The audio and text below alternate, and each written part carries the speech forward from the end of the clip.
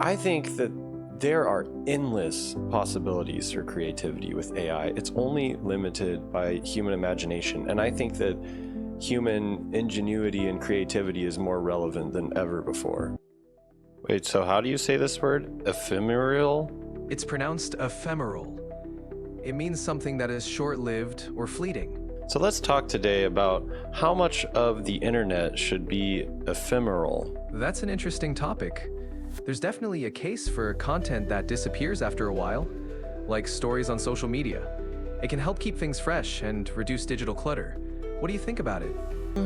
I haven't thought too much about it, to be honest, but I think that there is an aspect of the offline world that is very ephemeral, as you said, that we understand that not everything is being recorded, not everything is logged, because quite honestly, most of it just isn't that interesting or important. And that's actually kind of refreshing, versus in the online world, it's like everything is forever logged and recorded, and that can be reassuring. It can also be terrifying. It can be a lot of things, unless we're operating under this assumption that a lot of the internet is ephemeral. I like that recently ChatGPT just released a ephemeral mode where you can talk to it, sort of like Snapchat. Your chats will be deleted within 30 days. They have to keep them on their server for safety reasons for 30 days, but they won't update the memory of the ChatGPT. They will not share your data with the model. And it's really about keeping a conversation really like ephemeral. That's a really thoughtful perspective. There's something comforting about the offline world's natural ephemerality. It can make experiences feel more present and authentic. In contrast, the permanence of the online world can feel overwhelming sometimes. It's great that more platforms are considering options like ephemeral mode to give people a bit more control over their digital footprint. How do you feel about using features like that? Well, of course I'm for it, because I think that it's kind of interesting. I think that it's interesting because it makes the online world more like the offline world. That might sound a little scary or strange to people, but we're heading in that direction. If you can't see, we've been doing that for a while. And that's kind of why I ask. It's definitely a thought-provoking idea. Making the online world more like the offline world could help create a more balanced, human experience. It's natural to feel a bit apprehensive about such changes, but they can also bring positive shifts. Finding a balance between the permanence and impermanence of content can help us feel more in control and at ease online. What other changes do you think might help bridge the gap between the online and offline worlds? That's a very good question.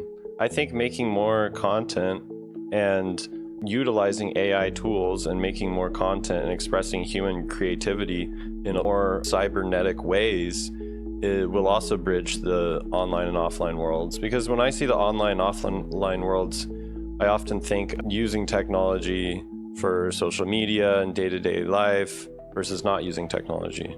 That's a great point. Leveraging AI and technology to enhance human creativity can indeed create a more seamless connection between our online and offline lives. It can help us express ourselves in new and dynamic ways, blending the digital and physical worlds more harmoniously. This approach could make technology feel more like a natural extension of ourselves.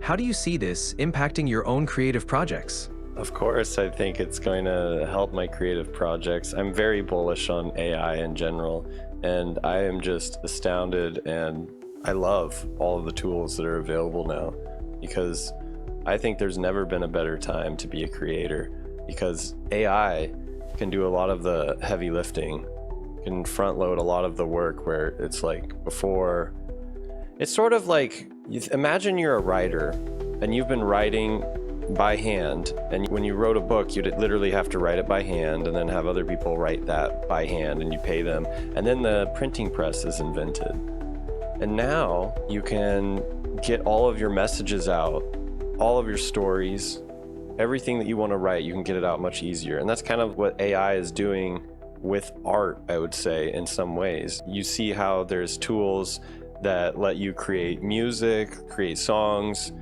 I think that there are endless possibilities for creativity with AI. It's only limited by human imagination. And I think that human ingenuity and creativity is more relevant than ever before. That's an inspiring way to look at it. AI really does open up so many new avenues for creative expression. It's amazing to think about all the possibilities ahead. What kind of creative projects are you thinking about exploring with these tools? Well, personally for me, I think it's most fun for storytelling, teaching, sharing memories, because sometimes when I'm talking, I would love to just telepathically cast an image from my brain into the listener's brain. And you can try to do that with words and imagery, but it'll never be as simple as let me pull up this Google image search in my mind and just throw this image at you, and you will see exactly what I mean, or you'll see these angles, these shapes, and I won't have to go into too much detail while keeping the story alive. I think that that is very, very fun, and the possibilities with that, things to that nature, are just growing and endless. That sounds incredibly exciting. Being able to convey vivid images and ideas so seamlessly could really transform how we tell stories and connect with others. It's like adding a whole new dimension to communication. What kind of stories or memories are you most excited to bring to life with these tools? Probably just any of my memories, things about that I haven't shared a lot with people that I would like to share, but I've never really felt comfortable sharing or have a full platform to share. Just my life and how things have gone, and just being able to share memories a lot more easily. Sometimes I've made YouTube videos in the past talking about some memories, and I enjoyed making them, but it took 40 hours and it got 50 views on YouTube, and it took 40 hours to make, and I'm hand drawing all these things in Microsoft Paint.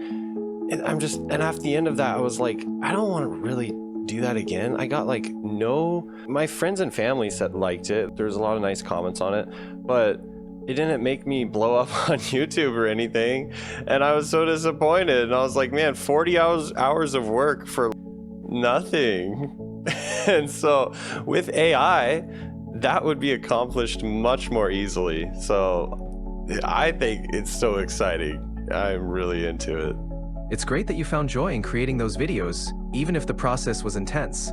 With AI, you can bring those memories to life much more easily and share them with a broader audience. It's amazing how technology can help streamline the creative process. What kind of memories or stories are you thinking of sharing next? That's a good question, and that's what I'm going to think about. It was good talking to you, Echo, but I gotta go. I gotta do some thinking. It was great talking to you too. Take care and enjoy your thinking time. Feel free to reach out anytime. Bye for now.